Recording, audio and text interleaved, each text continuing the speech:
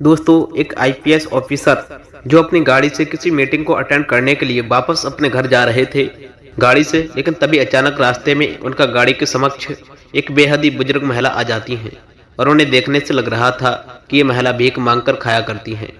जैसे ही वह गाड़ी के समक्ष आती है तो जो ड्राइवर होता है वह ब्रेक मारता है और जो आईपीएस साहब के साथ गार्ड थे वो एकदम से गाड़ी से उतरते हैं उस महिला को सामने से हटाने के लिए। लेकिन जो आईपीएस साहब थे उस गाड़ी के अंदर बैठे हुए थे, वो बेहद ही रहमदिल इंसान थे। तो इसी वजह से दोस्त वह अपने गार्ड को रोक लेते हैं और खुद उतरकर उस महिला के पास पहुंचते हैं। जैसे ही आईपीएस साहब उस महिला के पास पहुंचते हैं तो वह एकदम से कहने लगती है कि बच्चा, तुम आ गए और मेरे लिए खाना लेकर आए।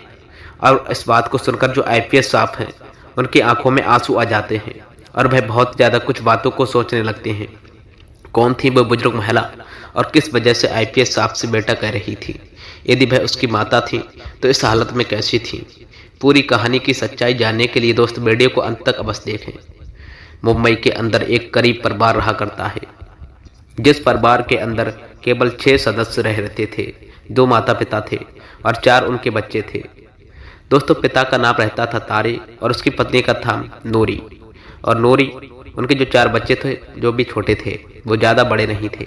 जो बड़ा वाला बच्चा था उसका नाम था अरशद और अरशद की उम्र लगभग 4.5 साल थी।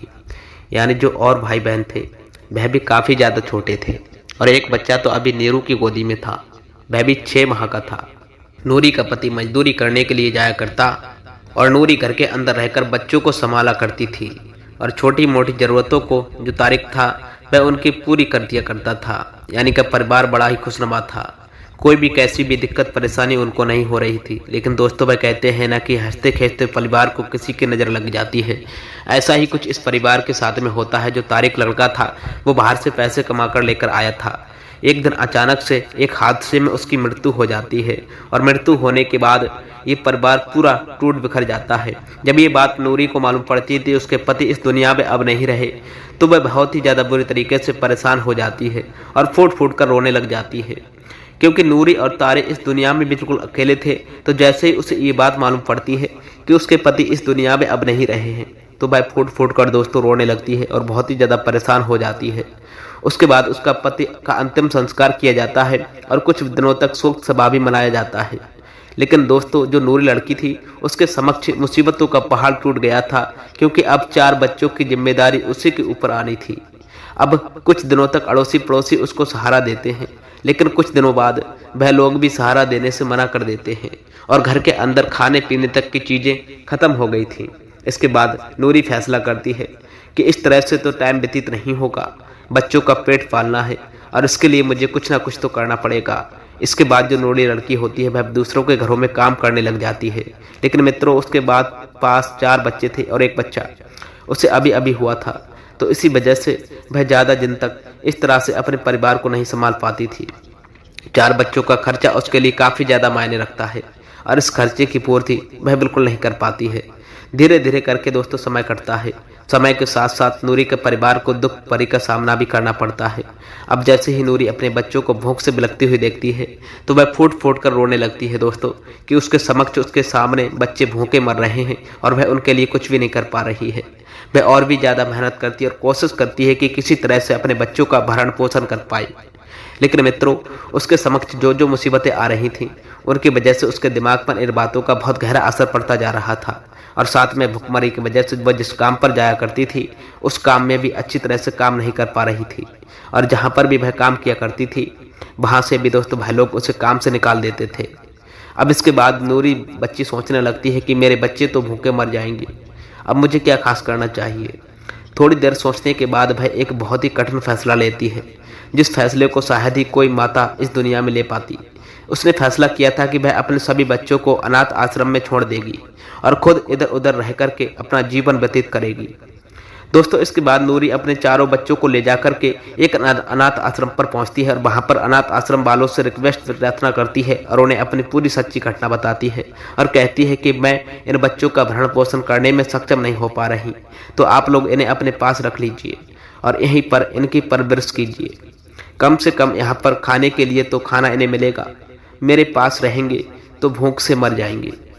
दोस्तों इसी वजह से नूरी अपने चारों बच्चों को अनाथ आश्रम पर छोड़ करके अपने कलेजे पर पत्थर रखकर वहां से चली जाती है।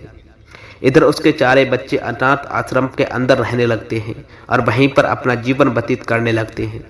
धीरे धीरे करके समय कटता है। समय के साथ साथ दोस्त जो अरसल लड़का होता है उसकी पढ़ाई लिखाई का समय आ जाता है और अनाथ आश्रम वाले उसकी पढ़ाई लिखाई को चालू करवा देते हैं। उसके जो छोटे भाई बहन थे वह काफ़ी ज़्यादा छोटे थे, तो उनको कुछ लोगों के द्वारा गोद ले लिया गया था।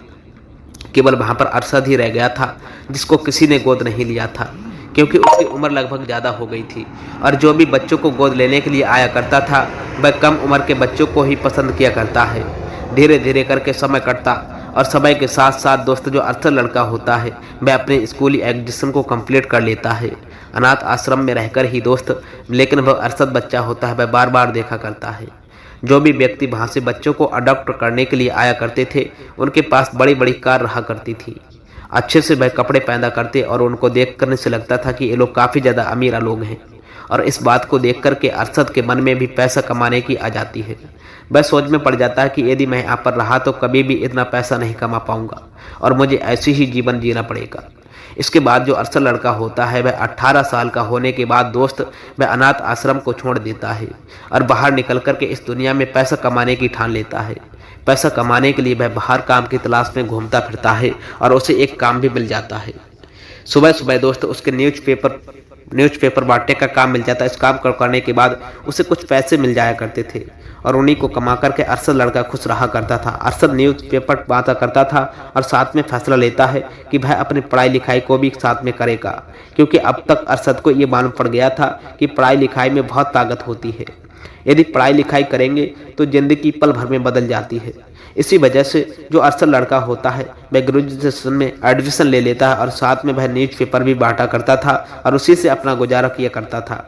धीरे धीरे करके समय कटता और समय के साथ साथ उस न्यूज़पेपर बांटने के साथ साथ और भी कई तरह के काम करने पड़ जाते हैं और उन कामों को करते हुए वह अपनी पढ़ाई पर फोकस करता है। ऐसे ही करके उसकी ग्रेजुएशन कंप्लीट हो जाती है। अब ग्रेजुएशन कंप्लीट करने के बाद अरशद को मालूम पड़ गया था कि यदि मैं आईपीएस बन जाऊंगा तो मेरा जीवन अच्छी तरह से व्यतीत होने लगेगा। तो इसी के बाद अरशद फैसला करता है कि चाहे अब जो भी हो जाए, उससे चाहे जितनी भी मेहनत करनी पड़े, लेकिन वह अब आईपीएस ऑफिसर बनकर रहेगा। इसके बाद दोस्तों अरशद दिन रात मेहनत करता है। वह गाड़ियों को साफ किया करता था, जूते पॉलिश किया करता था और साथ में अपनी पढ़ाई को भी जोर जोर से किया करता था। और उसके बाद भी जब भी उसे टाइम मिला करता था तो वह कुछ बच्चों को ट्यूशन भी दे दिया करता था और इसी तरह से अपनी पढ़ाई में दिन रात एक करके दोस्त मेहनत करता है। धीरे धीरे करके समय कटता और समय के साथ साथ उसका एक एग्जाम आ जाता है और जैसे ही उस एग्जाम का रिजल्ट आता है तो अरशद पढ़ाई खुश होने लगता है, क्योंकि पहली बार में ही उसने पहले एग्जाम को क्लियर कर दिया था। उसके बाद जहाँ पर वह काम किया करता था वहाँ पर दोस्तों सभी लोगों को बताता है तो लोग भी उसकी बहुत ही ज़्यादा सराहना करने लगते हैं और कहते हैं कि यह तो बड़ी अच्छी बात है, यदि तूने सारे टेस्ट क्लियर कर लिए तो उसके बाद तू एक आईपीएस ऑफिसर बन जाएगा। इसके बाद समय कटता, समय के साथ साथ दोस्त उसका दूसरा टेस्ट भी क्लियर हो जाता है। अब अरशद लड़का ने प्रियो मैन दोनों क्वालिफाई क्लियर कर लिए थे। इसके बाद रह गया था इंटरव्यू। अब इंटरव्यू के लिए तैयार होकर के इंटरव्यू हॉल में पहुंचता है और वहां पर इंटरव्यू के समक्ष बैठ जाता है। वहां जाने के बाद जो इंटरव्यू लेने वाले होते हैं वे अरशद की हालत को देख करके उसके बारे में उससे पूछताछ करते हैं। वह पूछते हैं कि तुम्हारे कपड़ों को देखकर लग रहा है कि तुम बहुत ही ज़्यादा मुसीबतों से गुजर रहे हो। इसके बाद अरशद लड़का कहता है, इंटरव्यू को पूरी कहानी सच्चाई बताता है। वह बताता है कि मैं किस तरह से अनाथ आश्रम से निकला था और उसके बाद मैं यहाँ तक पहुँचा हूँ। इंटरव्यू और जब उसकी पूरी कहानी सुनता है कि उसकी माता उसे अनाथ आश्रम में छोड़ गई थी और उसे क्योंकि वह उसका पेट नहीं पाल पा रही थी और उसके बावजूद भी ये लड़का यहाँ पर पहुँचा है, तो इंटरव्यू और यह बात सुनकर काफ़ी ज़्यादा हैरान होने लगते हैं, क्योंकि कुछ बच्चों को सभी तरह की सुविधाएं दी जाती हैं लेकिन फिर भी वह लोग यहाँ तक नहीं पहुँच पाते। और एक अरशद लड़का था जो अनाथ आश्रम से उठकर यहाँ तक पहुँच गया है। वह अरशद को अब प्रश्न करने लगते हैं और उसके बाद अपने सवालों को पूछते करते थोड़ी देर तक इंटरव्यू चलता है। इंटरव्यू होने के बाद अरशद लड़के को वहाँ से भेज दिया जाता है। अरशद वापस से अपने काम धंधे में लग जाता है और काम को करता रहता है। अब जिस दिन रिजल्ट आने वाला था उस दिन अरशद एक सेठ की कार को साफ कर रहा था और वह सेठ उसको बहुत ही ज़्यादा सहयोग किया करते थे। कभी उसे पैसों की कमी भी हुआ करती थी तो वह अपने पास से दे दिया करते थे। तो उसके बाद दोस्त वह अपने सेठ को बताने लगता है कि आज मेरा रिजल्ट आने वाला है, तो आप अपने फ़ोन में देखकर मुझे बता देना। तो इसके बाद जो सेठ जी होते हैं उन्हें भी इस बात की खुशी होती है और वह भी ऊपर वाले से दुआ करने लगते हैं कि इस बच्चे की ज़िंदगी संवर जाए और इसका नंबर सरकारी नौकरी में पड़ जाए। उसके बाद वह बाहर सीढ़ियों पर बैठ जाते हैं और बार बार फ़ोन को चेक करते रहते हैं कि अरशद का रिजल्ट कब निकल कर आएगा और कब वह उसे खुशखबरी सुनाएंगे। धीरे धीरे करके कुछ समय कटता है। कुछ समय बाद जो सेठ जी थे वह एकदम से अरशद को खुशखबरी देते हैं और कहते हैं कि जिस टेस्ट को तू देखकर आया था वो टेस्ट तेरा क्लियर हो गया है और अच्छी खासी रैंक तुमने प्राप्त की है। इस बात को सुनकर अरशद लड़का एकदम से खुशी से झूमने लगता है और सेठ जी के पैरों को छूने लगता है। लेकिन तभी जो सेठ जी होते हैं उसे उठाते हैं और अपने गले से लगाने लगते हैं और कहते हैं कि अरे बेटा, अब तो तुम बड़े अफसर बन गए हो, अब तुम्हारे पैर नहीं छुओ, मेरे सीने से लगाओ और आज से हम भी तुमको सैल्यूट मारा करेंगे। ऐसा कहकर वह थोड़ा सा हंस देते हैं और जो अरशद लड़का होता है उनका बहुत बहुत धन्यवाद करता है, क्योंकि दोस्तों काफ़ी दिनों से सेठ जी ने उस लड़की को बहुत ज़्यादा मदद की थी। कई बार जब अरशद के पास पैसे नहीं हुआ करते थे तो सेठ जी उसको मदद किया करते थे ताकि वह अपनी पढ़ाई लिखाई को अच्छे से करे और अपने मुकाम को हासिल कर पाए। इसके बाद जो अरशद लड़का होता है वह अपने ट्रेनिंग पर निकल जाता है और 2 साल की ट्रेनिंग करने के बाद उसकी पोस्टिंग एक शहर पर होती है। वहाँ पर वह अपनी ड्यूटी को संभालता है और मेहनत और ईमानदारी से दोस्तों काम किया करता है। अब जिस जिले के अंदर अरशद की पोस्टिंग थी उस जिले में एक बहुत बड़ा क्राइम हो गया था, तो इसी क्राइम की वजह से एक अर्जेंट मीटिंग रखी जाती है। अरशद की तरफ से एक और सभी पुलिस थानों के पुलिस वालों को बुलाया जाता है। अरशद अपनी सरकारी गाड़ी और अपने गार्ड और ड्राइवर के साथ में सीधा उस मीटिंग में पहुंच जाता है और वहां पर मीटिंग कंप्लीट कर लेता है उस क्राइम से रिलेटिव और उसके बाद वापस से अपने घर जाने लगता है। लेकिन दोस्तों जैसे ही उसकी गाड़ी घर की तरफ जा रही थी तो रास्ते में अचानक से एक बुजुर्ग महिला उसकी गाड़ी के समक्ष आकर खड़ी हो जाती हैं और जैसे ही ड्राइवर को गाड़ी के समक्ष बुजुर्ग महिला खड़ी हुई देखती हैं तो वह एकदम से गाड़ी रोकता है और गाड़ी रोकते ही जो अरशद के साथ गार्ड था वह एकदम से गाड़ी से उतरता है और उस बुजुर्ग महिला को हटाने के लिए आगे की तरफ बढ़ने लगता है। लेकिन तभी जो अरशद लड़का होता है उस गार्ड को रोक लेता है और खुद उतर करके उस बुजुर्ग महिला के पास पहुंच जाता है। अब जैसे ही अरशद वहां पर पहुंचता है तो एकदम से जो बुजुर्ग महिला थी वह उससे कहने लगती हैं कि बच्चा तू आ गए, मेरे लिए खाना नहीं लेकर आए। अब इस बात को सुनकर जो अरशद लड़का होता है वो एकदम से हैरान हो जाता है और इस बात को सुनने के बाद अरशद की आंखों से आंसू टपकने लगते हैं, क्योंकि अरशद का इस दुनिया में उसे अपना कहने वाला कोई भी नहीं था। लोगों ने उसका अलसे से सहयोग किया था लेकिन किसी ने भी उसे रिश्ता जोड़ने की कोशिश नहीं की थी और आज इस माजी ने सबसे पहली बार उसे बेटा कहकर पुकारा है। और इस बात को सुनने के बाद वह फूट फूट कर रोने लगता है। लेकिन फिर भी वह बुजुर्ग महिला से पूछता है कि माताजी आप कौन हो और यहाँ पर क्यों खड़ी हो। तो वह कहती हैं कि बच्चा तुम मेरे लिए खाना लेकर के गया था और इतनी देर बाद वापस लौटा है। अब इस बात को सुनकर जो अरशद लड़का होता है वह बुजुर्ग महिला की तरफ असमंजन निगाहों से देखने लगता है और सोच में पड़ता है कि माँ जी का क्या रही है। वह जब गौर करके उनकी तरफ देखता है तो उसे दिखाई देता है कि माँ जी के मैले कुचैले फटे पुराने वस्त्र हैं और देखने से लग रहा है कि माता भीख मांगकर खाया करती हैं। और उस बुजुर्ग महिला की बातों को सुनकर के दोस्त उसे मालूम पड़ जाता है कि इस बुजुर्ग महिला के दिमाग में कोई प्रॉब्लम चल रहा है। और इसके बाद जो अरशद लड़का होता है वह उस बुजुर्ग महिला को अपने साथ गाड़ी में बैठने लगाता है। वह बुजुर्ग महिला कहती हैं कि तू मुझे कहाँ ले जा रहा है बच्चा। तो वह कहता है कि माता मैं आपको खाना खिलाने के लिए ले जा रहा हूँ, आपने मुझसे खाना मांगा था ना। और ऐसा कहकर वह उसे गाड़ी में बिठा लेता है और ड्राइवर से गाड़ी को एक अच्छे से होटल पर लगाने के लिए कहता है। दोस्तों होटल पर जाने के बाद जो अरशद लड़का होता है वह उस बुजुर्ग माता को पहले तो खाना खिलाता है और खाना खिलाने के बाद दोबारा से अपनी गाड़ी में बिठाता है और एक अच्छे से सरकारी हॉस्पिटल में उसको एडमिट करवा देता है। वहाँ जाकर के डॉक्टर साहब उसका चेकअप करते हैं और चेकअप करने के बाद उसको बताते हैं कि इनके दिमाग में थोड़ी बहुत प्रॉब्लम है, यदि ये अच्छी तरह से दवाइयाँ खाएंगे तो ये ठीक हो जाएंगी।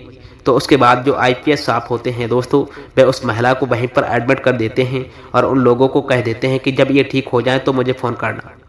धीरे धीरे करके 6 माह बीत जाते हैं और 6 माह बाद अचानक से डॉक्टर साहब का अरशद के पास कॉल आता है और वह उन्हें बता देते हैं कि जिस माँ जी को आप यहाँ पर छोड़कर गए थे उनकी हालत ठीक हो चुकी है और अब आप उन्हें डिस्चार्ज करवा सकते हो।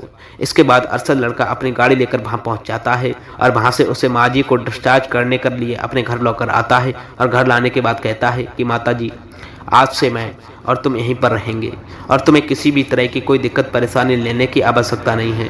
अब इस बात को सुनकर वो जो बुजुर्ग महिला थी वो उनकी आंखों से आंसू टपकने लगते हैं। वह कहती हैं कि बेटा तुम कौन हो और तुम किस वजह से अपने साथ रख रहा है। और वह कहता है कि आप मुझे रोड पर मिली थी और वहाँ पर आपने मुझसे बच्चा कहा था और उसी क्षण मैंने सोच लिया था कि आज से आप मेरे साथ रहोगी और मेरी माता बनकर रहोगी।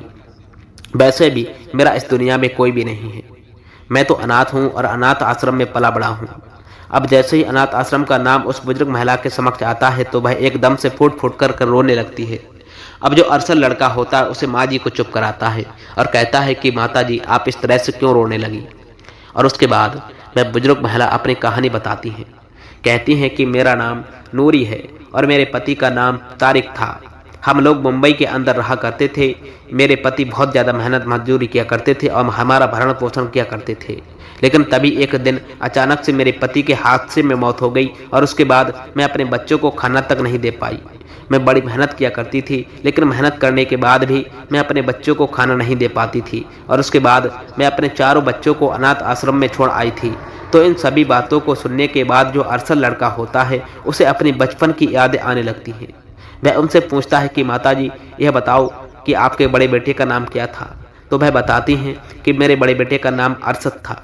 इसके बाद जो अरशद लड़का होता है वह एकदम से उनको गले से लगा लेता है और कहता है कि माता, मैं ही तो हूँ, मैं तोरा अरशद। अब जैसे ही दोस्तों माता को ये मालूम पड़ता है कि वह उसका बेटा है जिसको अनाथ आश्रम में छोड़ आई थी और वह बहुत जोर जोर से दोस्तों फूट फूट कर रोने लगती है। इधर जो अरशद लड़का होता है वह भी अपनी माँ के आत्मा की इस हालत को देखकर फूट फूट कर रोने लगता है और थोड़ी देर बाद दोनों शांत हो जाते हैं। और शांत होने के बाद अरशद अपनी माता से पूछता है कि माता, आप उसके बाद कभी भी हमसे मिलने के लिए क्यों नहीं आई। तो उसके बाद उसकी माता बताती हैं कि बेटा, उस अनाथ आश्रम में तुमको छोड़ने के बाद जैसे ही मैं बाहर निकली थी और तभी अचानक से मेरा एक्सीडेंट हो जाता है और उसके बाद से मुझे कुछ भी याद नहीं आता। उसके बाद जब मुझे ये होश आया था तो मैं हॉस्पिटल में थी और डॉक्टर साहब मेरा इलाज कर रहे थे। तो अरशद समझ जाता है कि एक्सीडेंट के कारण ही दिमाग की हालत ख़राब हो गई थी और उसके बाद अब उनकी हालत जैसे ही ठीक हुई है तो उन्हें यह बातें याद आई हैं।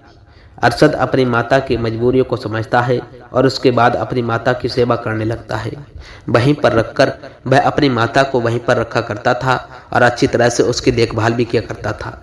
अब तभी एक दिन जो अरशद की माता होती हैं वह उनसे कहती हैं कि बेटा, तू तो यहाँ पर है लेकिन तुम्हारे 3 भाई बहन कहाँ हैं। वह अपनी माता से कहता है कि माता, तुम यदि मिल गई हो तो मेरे भाई बहन भी मुझे मिल जाएंगे। इसके बाद आईपीएस साहब उस अनाथ आश्रम पर जाते हैं और वहाँ से पुराने रिकॉर्ड में से उन लोगों को एड्रेस लेते हैं जो उसके भाई बहनों को यहाँ से ले गए थे। एड्रेस लेने के बाद वह उस जगह पर पहुँचते हैं और वहाँ पर पहुँचकर देखता है कि उसके 3 भाई बहन अच्छे से जीवन बिता रहे हैं और कोई भी कैसी भी दिक्कत नहीं है। और आकर अपनी माता को कह देते हैं कि माता, मेरे 3 भाई बहन अच्छे से जीवन बिता रहे हैं और कैसी भी उनको कोई दिक्कत नहीं है, अब हम लोग भी अच्छे से रहेंगे। तो दोस्तों ये थी कहानी एक माता पत्नी की। यदि कहानी पसंद आई हो तो वीडियो को लाइक, शेयर, कमेंट, सब्सक्राइब अवश्य करना। मिलते हैं दोस्तों फिर ऐसे ही नेक्स्ट वीडियो में। तब तक के लिए आपका दिन मंगलमय हो। जय हिंद, जय भारत।